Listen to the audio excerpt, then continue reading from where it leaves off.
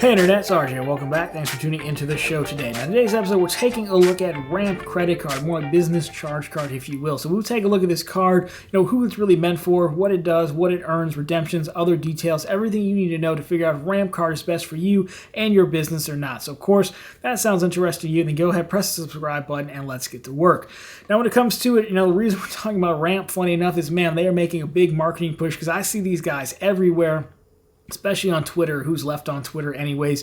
So Ramp, the thing to take in mind when we talk about this card is really more so, I think, almost an extension of Ramp as a kind of software platform. So think, similar to like Expensify, where they're really trying to give you business management tools for invoicing, accounting, reporting, things like that. And of course, they have a credit card now, or charge card, which is kind of an extension of that platform. Now, in defense of them, obviously, this is a single-man operation here. Yes, it's an LLC, but it's a single-man operation, so I don't have their software. I hear good things about it.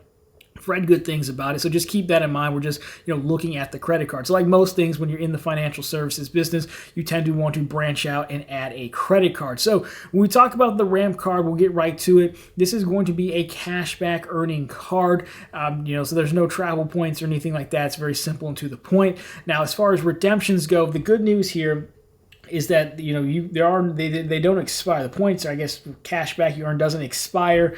The main redemption here is going to be for statement credits directly to your bill. Then you can, of course, redeem. You can redeem them as the business owner, or again, because it's in their software, they have a dashboard, and then the administrator could choose to redeem them as well.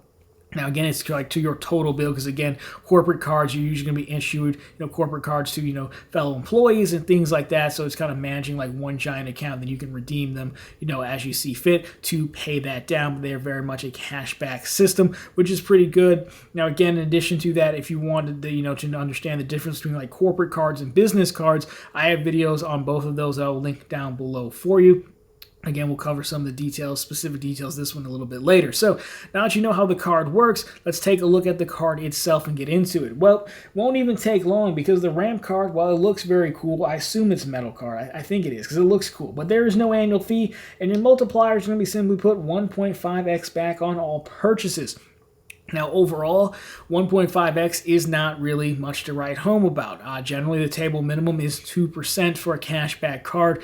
However, in this context, it's really actually on par with the other cards. Now, again, most business cards we talk about here are small business cards, but for whatever reason, 1.5 seems to be the cap to catch all business spend. So the Chase Ink Unlimited, the Wells Fargo Business Platinum, the Bank of America Business Cash Unlimited, you name it, those are all 1.5x cards. I think Capital One does have some higher ones, but those come with an annual fee. This has no annual fee.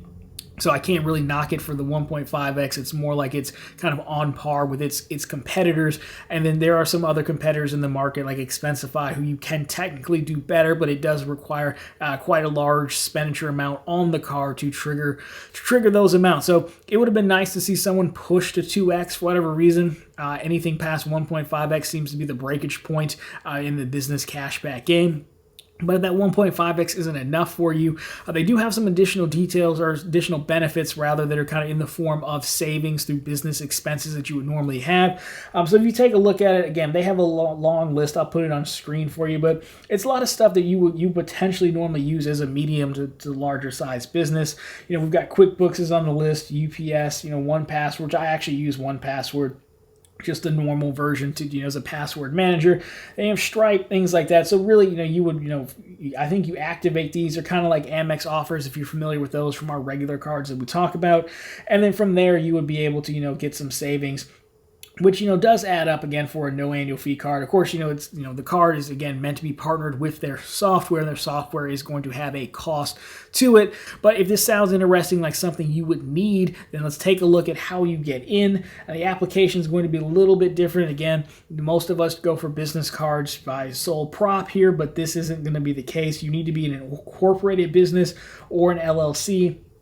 Probably not a single member LLC like I am. You will need to link a business account with about a $75,000 balance. You will need a business email address with a company domain. So a company domain, like my email is rj@profitablecontent.com, because that's the domain of the website.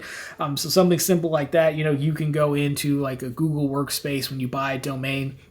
It's like $12 and you sign up for Google Workspace. It allows you to make your email rj@profitablecontent.com. And really that's just another step, I believe, to show that, you're an actual business. Of course, you're going to need EIN numbers, employment identification numbers. Those are free. You can go to the IRS's website and request one of those. Again, I have one myself. You'll need one of those. Of course, you'll need the business owner's information as well. So on some level, it's no different than filling out a normal business credit card application, because you'll still have to add in, your personal information as the owner, and then, add in the business as well. They just really want to make sure you're an actual business, not someone like who normally go after these business cards. So if you can get into this, additional details you should know about the card, things that really kind of separate it from those smaller business cards out there that you're probably more familiar with. We have it again, we've said it before, but it is a charge card. So you cannot carry a balance. You got to pay it off by the end of the, full billing cycle, or statement cycle rather, when it closes. There is no personal guarantee, which is the biggest difference between small business and corporate cards.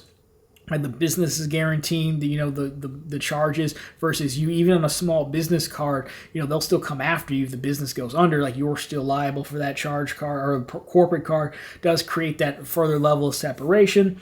Higher credit limits, again, you're telling them you have at least $75,000 in the bank, so they should feel okay there. There are unlimited amount of virtual cards. They will go through and do some spend analysis, and there is a helpful kind of receipt matching or requirement feature where you can require employees to upload receipts.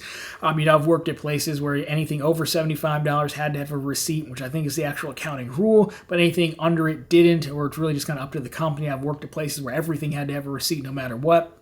So what they're doing is saying, hey, we can make it a rule. You can upload the receipt, and basically, the software is smart enough to match up the transaction with the receipt. So when your accounts payable or receivable team gets it to either issue those payments or reimburse people, it'll all be matched up for documentation, which comes big in tax time as well. Virtual cards are becoming a bigger thing. We're starting to see more personal cards do them as well, but you do get a lot of virtual cards as well.